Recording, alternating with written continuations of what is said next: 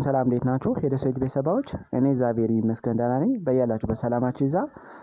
ዛሬም እንደተለመደው በአንድ አስተማሪና ጠቃሚ ቪዲዮ ተመልሻለሁ።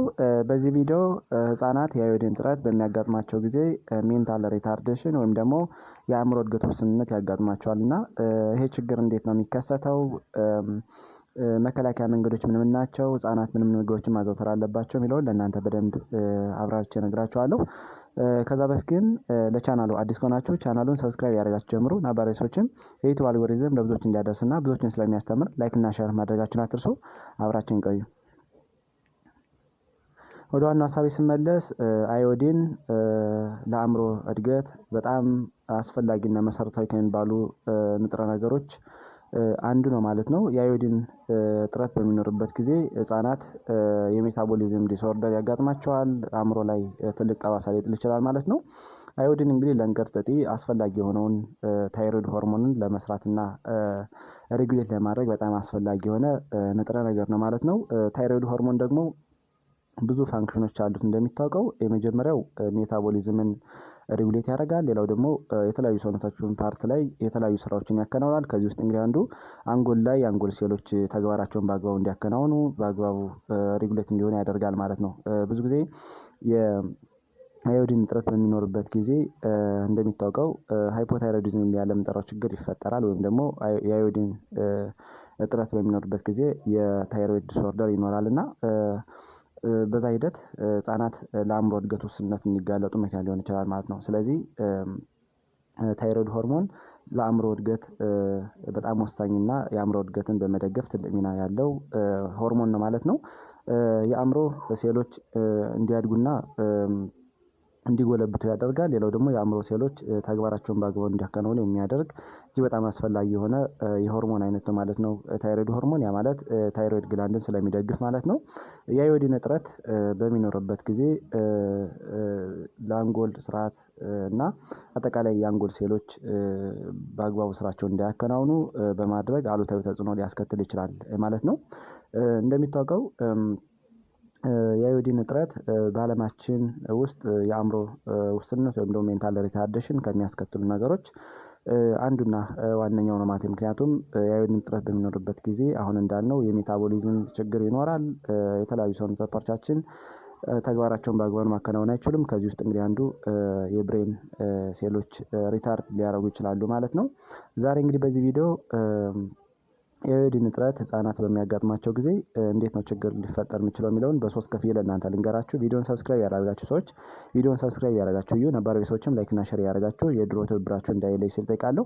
የመጀመሪያውና አንደኛው ህጻናት በእናታቸው ማህፀን ውስጥ እያሉና ከተወለዱ ለተወሰነ ወራት በጣም ትልቅ እጥረት የሚያጋጥማቸው ከሆነ እንደሚታወቀው አሁን እንዳልነው እጅግ በጣም አደገኛ የሆነ የአእምሮ እክል እንዲገጥማቸው ምክንያት ሊሆን ይችላል ማለት ነው። ምክንያቱም አንዲት እናት ነፍሰ ጡር እያለች በቂ አዮዲን ማታገኝ ከሆነ እንዲሁም ህፃኑ ከተወለደ በኋላ ለተወሰነ ወራት በቂ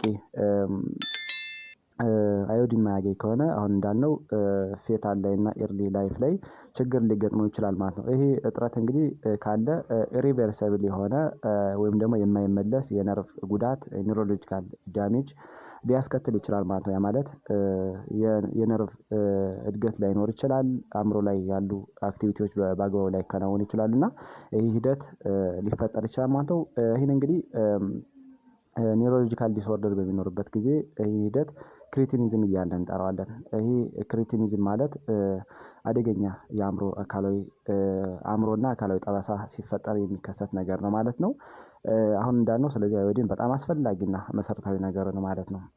ሁለተኛ ቻይልድሁድ ላይ ማለት ነው። ያ ማለት የትምህርት አቀባበላቸው ላይ ያለው ሂደት ሊቀንስ ይችላል ማለት ነው። ህጻናት ብዙ ጊዜ ከስኩል ኤጅ እያልን የምንጠራቸው ህጻናት ከተወሰነ ከ5 ዓመት እስከ 12 ዓመት ባለው ሂደት ያለው ሂደት ነው ማለት ነው የስኩል ኤጅ እያልን የምንጠራው።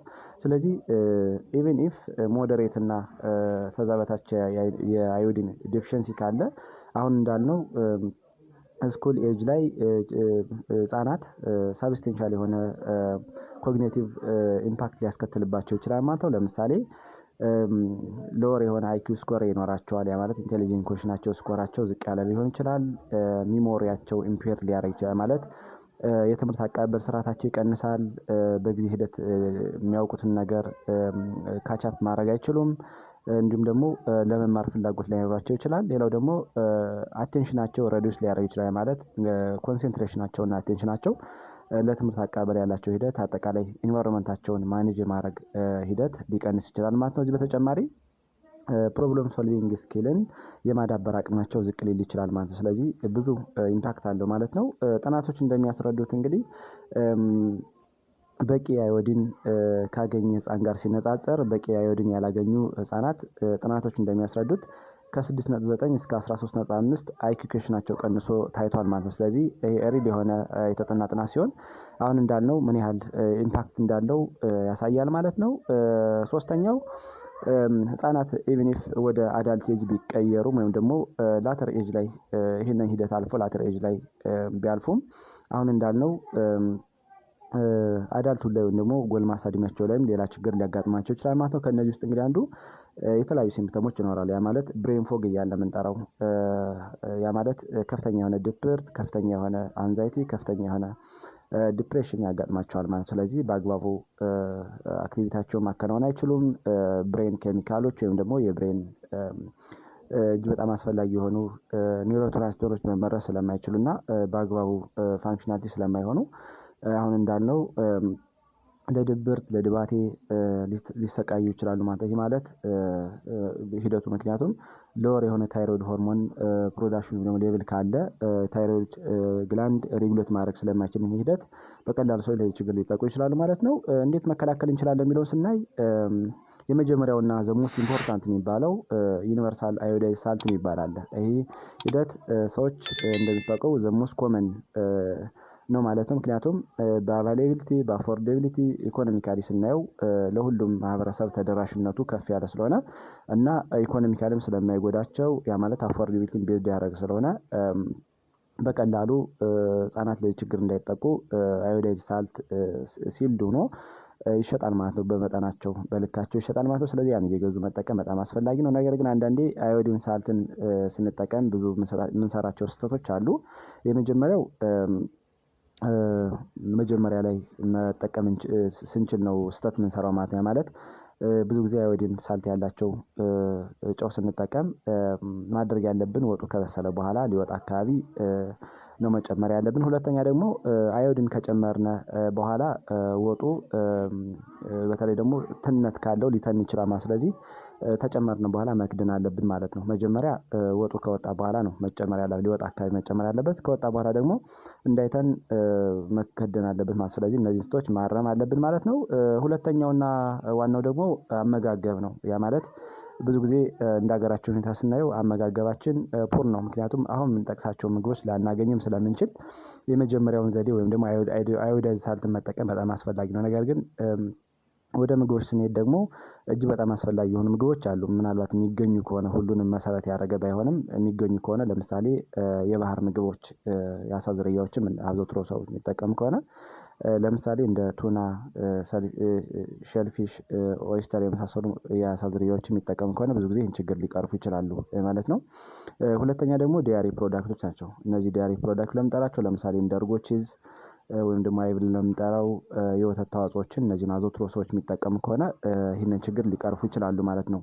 የሚገኝ ከሆነ ማለት ነው። ሌላው እንቁላል ነው። እንቁላል እንደሚታወቀው በከፍተኛ ደረጃ አዮዲንን ይዟል።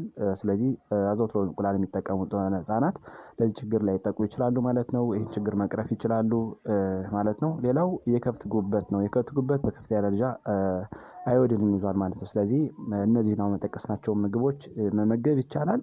ነገር ግን አሁን የጠቀስናቸው ምግቦች ያን ያህል ላይገኙም ስለሚችሉ እንደ ሀገራችን ሁኔታ ስናየው እነዚህን ምግቦች ለማግኘት በጣም ከባድ ስለሆነ አዮዳይዝ ሳልትን በአግባቡና በመሰረታዊ በሆነ ነገር መጠቀም በጣም አስፈላጊ ነው ማለት ነው።